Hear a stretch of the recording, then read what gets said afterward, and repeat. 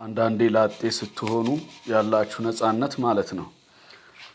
እኔ አሁን ቀን ላይ ምሳ በልቼ ጠግቤ ስለነበረ በቃ እራት አያስፈልገኝም ብዬ ነበረ። አሁን 7:30 ነው ከሌሊቱ ራበኝ። በቃ ተነሳሁና እንቁላል ነበረኝ። 2 እንቁላሎች ነበሩኝ። አሁን እነሱን እየጠባበስኩ ነው ማለት ነው።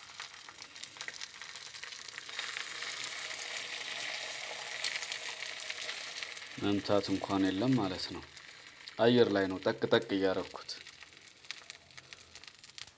እንግዲህ በነካጄ እነዚህንም ድንቾች በቃ ላጥ ላጥ አድርጌ ቺፕስ ጠብሼ እበላለሁ ማለት ነው። ከሚርበኝ ብበላ ይሻላል ማለት ነው። ትታዘቡኛላችሁ መቼም ምን አይነት ሆዳም ነው ሳትሉኝ አትቀሩም። ራት ስላልበላሁ ነው በቃ ቀን ጠግቤ ስለነበር የሚርበኝ አልመሰለኝም።